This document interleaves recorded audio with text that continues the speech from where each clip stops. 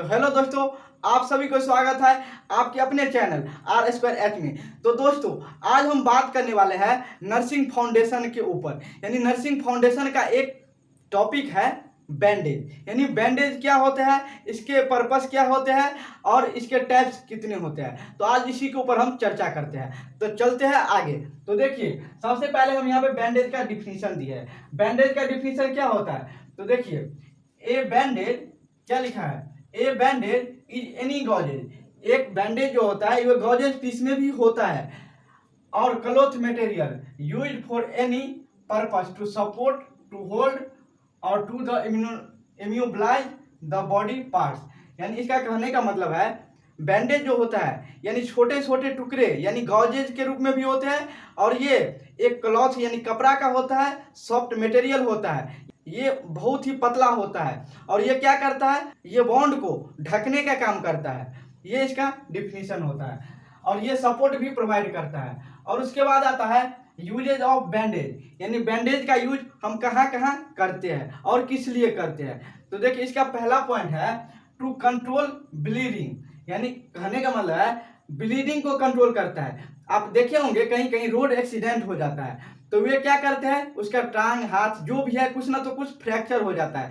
Fracture होने के बाद उसके बाद हॉस्पिटल में आते हैं और उसके ऊपर बिटाडीन से क्लीन करने के बाद बैंडेज से उसके वॉन्ड को क्या करते हैं, बांधते हैं। बैंडेज से ही बांधते हैं, इसलिए यहाँ पे लिखा गया है टू कंट्रोल ब्लीडिंग। यानी उसके मतलब ब्लड का जो प्रेशर होता है उसको भी स्टॉप करने का ये काम करता है। और उसके बाद आता है टू इम्यूबलाइज स्प्रेंड और फ्रैक्चर लिम्ब। यानी इसका कहने का मतलब है फ्रैक्चर, देखिए किसी किसी का टांग हाथ जो भी है रोड एक्सीडेंट में फ्रैक्चर हो जाता है। फ्रैक्चर होने के बाद उसका हाथ या पैर जो है वो देखिए ऐसे है, अगर टूटने के बाद ये ऐसे ही एक ही डायरेक्शन में रहता है, तो उसको डायरेक्शन प्रोवाइड करने के लिए और सपोर्ट और एक साथ में रखने के लिए हम बैंडेज का यूज करते हैं। और उसके बाद आता है टू होल्ड ए ड्रेसिंग और कंप्रेस इन प्लेस। यानी वो स्थान जहाँ पे वॉन्ड हुआ होता है या फ्रैक्चर हुआ होता है उसे कंप्रेशन के साथ यानी कुछ प्रेशर के साथ बांध करके रखने में भी ये हेल्प करता है। और उसके बाद हमारा अगला आता है टू प्रिवेंट कंटामिनेशन ऑफ वॉन्ड।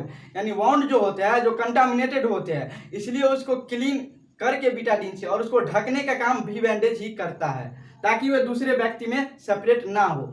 बहुत सारे ऐसे वॉन्ड होते हैं जो वायरल भी होते हैं। जैसे आप देखे होंगे बहुत सारे व्यक्ति में खुजली भी हो जाता है, तो ये खुजली जो है ये वायरल ही डिजीज है, उसके संपर्क में जाने से ये हमें भी हो सकता है। और उसके बाद हमारा अगला पॉइंट है टू प्रोवाइड सपोर्ट। ये बैंडेज जो होते हैं ये सपोर्ट भी प्रोवाइड करते हैं। आप बोलिएगा सपोर्ट कैसे प्रोवाइड करते हैं, देखिए किसी का आर्म है और ये फ्रैक्चर है तो इसको अच्छी तरीका से बांधने के बाद आप देखिए गले में भी लटका दिया जाता है। किसकी हेल्प से, बैंडेज की हेल्प से ही लटकाया जाता है।